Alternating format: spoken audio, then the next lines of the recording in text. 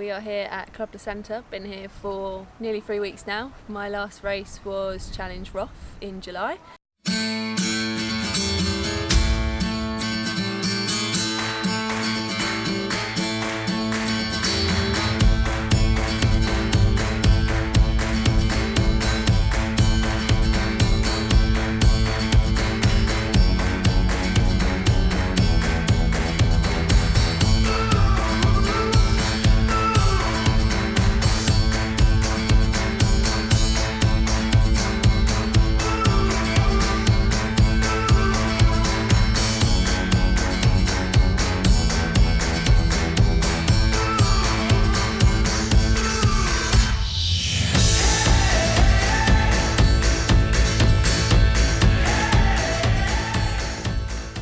Since then I had a small little break, got to do a few cool things with Red Bull. I got to go to the Formula 1 and that was really good. Had about 2 weeks just nice and easy, and then I flew out to Nice to recce the bike course there. So we spent about 5 days in Nice training, going up and down the climb, down the descent. Thought it was a really cool course. It was kind of after training there that I decided I wanted to go and race. I enjoyed training there, enjoyed the bike course, had a go at the quam attempt on the climb, managed to get the quickest time on Strava up the climb, which was really cool. So I know I'm going to be smashing out the climb on race day. From there I went home for a couple of days, not very long, and then went out to Tenerife and did a good 10 days there. A lot of altitude training, which I've never ever done before. Seemed to have got really fit from that actually, really quickly got fit again after Roth, which has been really good to see. And then I've spent about 3 weeks here at Club de Centre. Same thing, seen a lot of good progress, worked really hard, done some of my biggest ever numbers of training and hours of work, particularly on the bike. So the bike's feeling really strong. The lead up's been really good and we're really close to the world champs now, so I'm really excited to see how the race is going to pan out, particularly on the bike, because it's different to anything I've ever done before. I think it's different to what most people have ever done before, particularly on a 70.3 where the climb is probably going to be the biggest part of the race, and then we're all going to have to try and run pretty quick on a fast flat half marathon after that climb. So it's going to be a really exciting race. I'm really looking forward to it and feel really, really strong. All I've got to do now is rest up, sharpen up and give it my best shot, so it should be really good. Okay, so my last race was at Challenge Roth. As most of you know, I had a few issues, but all went to plan. I managed to get the win. But if you want to hear my post-race thoughts, then listen on. Everyone, this is Lucy Charles-Barclay. Thank you for having me. It's wonderful to be here. Now, currently we are sitting at your homestay / Spanish villa type place. Palace, it is. It's a palace. Yeah. The day after Challenge Roth, that you annihilated. Like I said, we don't talk too much about triathlon, but we'd be stupid not to talk about Challenge Roth. Congratulations on an amazing day yesterday. Thank you. It went well from the beginning, really, I guess. If you start there, the swim, it ended up being a non-wetsuit swim, so obviously favours me quite a lot as a stronger swimmer, so I knew I might get a couple of extra minutes there on the other girls, and then my main goal was to kind of catch the men as quickly as possible. They had 3 minutes on me, so... But is that something that's in your head, I want to see how many men I can tick off? Yeah, brilliant. Definitely, yeah. It's a motivator straight away, knowing they're there, and they know I'm coming as well, which is always fun because they're thinking, oh no, Lucy's behind us again, how long until she gets us? So I think I caught most of them by halfway, so... yeah, right. Yeah, that was fun. I knew I was swimming well because every single one I tick off, I'm like, oh, I must be going quite quickly then. And then on the bike, I actually felt really good, which was surprising. I don't know why I expected to feel bad, but I felt pretty good. The first lap, I felt really, really strong. I had some lows, but mostly highs, thinking, this feels good. And then the second lap kind of managed to just carry that going. From my point of view, you seemed completely in control. You looked really comfortable. yeah, like usually you can see when people are starting to struggle, but I didn't get that from you at all day. Yeah, I think, I fueled well. Like I just followed the nutrition plan that me and Reese had kind of sat down and planned, and that worked really well. We also had, there's a tri club at home called Havering Tri that are a good friend of ours, and they had seemed like hundreds of them racing. So every time I saw one of them, I was cheering them as I went past. So I think cool. that helped as well. And I thought, well, if I'm managing to cheer them on, I must be feeling okay. So that definitely helped a lot. And then the run was probably the worst part of my day. Like basically, as soon as I started running, my stomach was just in bits. So I was just like, oh no, here we go. And I was thinking it's going to be a repeat of last year where I spent about 3 minutes in a Portaloo, and if I hadn't have done that, I probably could have got the win, or I might not have even finished at all because my stomach was so bad last year. So this year I made the call at about 4k into the run to have a loose stop.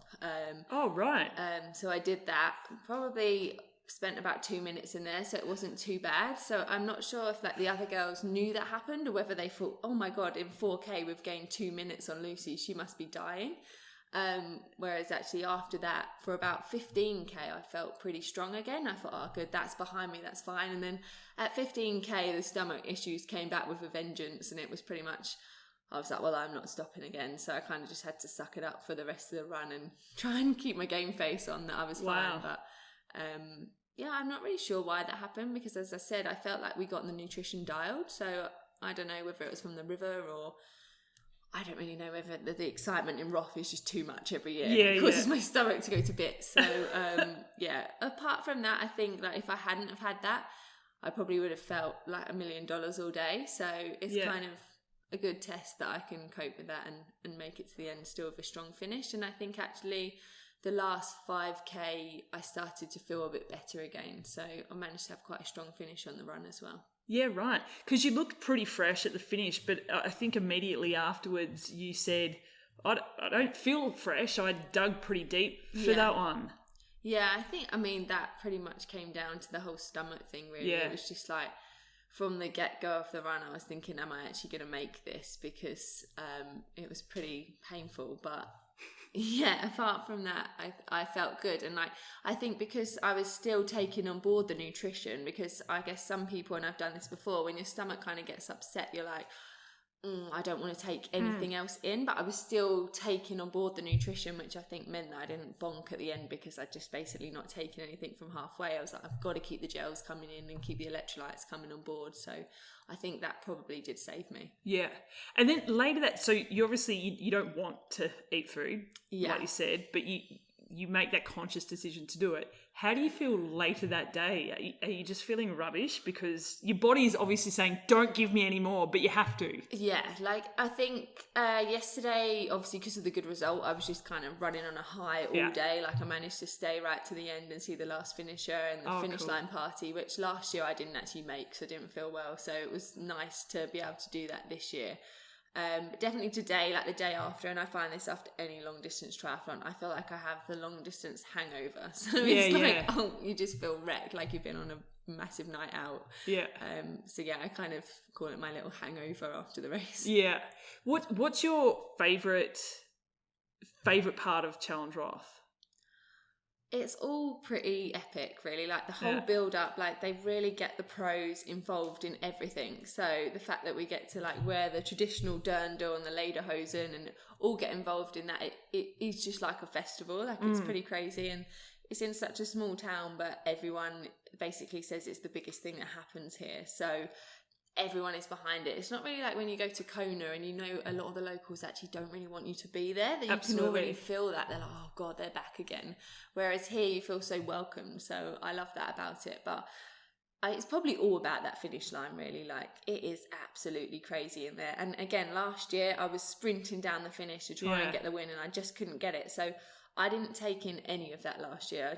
I got there, collapsed on the line, just wanted to get off of the place and go because I was so down about it. Whereas this year, I kind of knew I had time in the bank, so I could really just soak it up, and it was just absolutely crazy. Yeah, and the fact that you do it in a U shape is I feel like that's even better because it's coming at you from, well, 3 sides essentially as soon as you hit that finishing chute. Yeah, you don't know where to look because it's just all everywhere. Yeah. And I think, that's so unique because I don't know anywhere else in the world where you like literally run a U to, hey. Yeah. Do you actually know that person that just walked in? No, he must be one of the maintenance team of this property. Never met him. He's walked straight down to the wine cellar. He's going to top up the wine and beer because he knows we've been drinking it all. So back to the U-shape. What I want to know is when you go in there and you just said you don't know where to look, I assume you had people in the crowd that you're maybe trying to find. How the hell do you find them? Or you just don't? Yeah, you've got no real hope. You've got to get lucky to find them. I mean, I'm always looking for Reese, but he ended up being like right round behind the finish anyway. Yeah. So I kind of, I wasn't really looking to pinpoint anyone in particular. And I haven't really mastered the art of high-fiving people yet and running. It's like almost getting whacked in the stomach or I'm too far away. So I need to kind of work on this a little bit because I keep missing the high fives. So, yeah. Do you know when you're high-fiving, you're meant to look at their elbows? Oh, Try that next time. Okay. Yeah. Perfect. Elbow, you'll never miss when you're looking at someone's elbow when you do a high five. Look, let's try. Hey, I felt that connection. Yeah, maybe I'm like terrible at all racket sports as well. Like basically, if we played tennis, I would probably just swing and the ball would be underneath or above. So, well, I have a theory about particularly elite or professional triathletes that hand-eye coordination is not their jam. Yeah. Did you see me at the start of the women's run? 0 coordination when they were doing the warm-up. Was that, why am I up on the stage? Like, this is the worst thing ever. I might be good at swim, bike, run, but nothing else.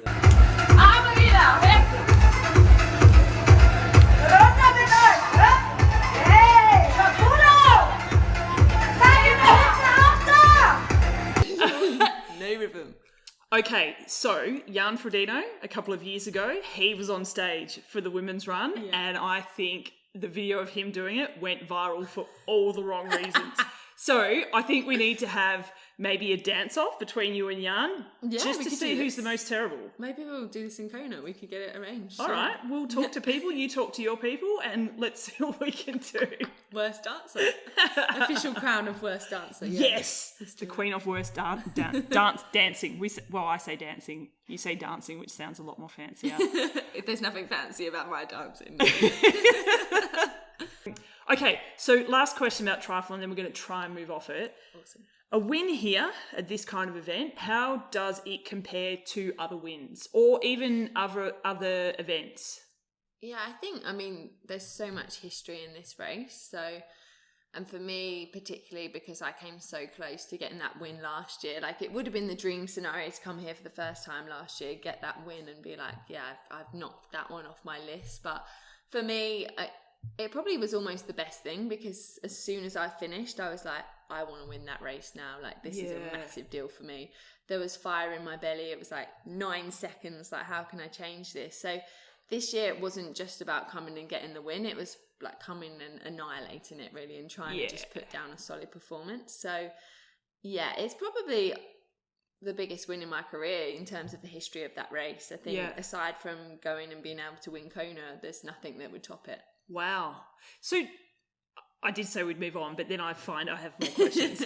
So from a media point of view, so we, with Witsup previews and stuff, we mentioned the 9 seconds quite a few times.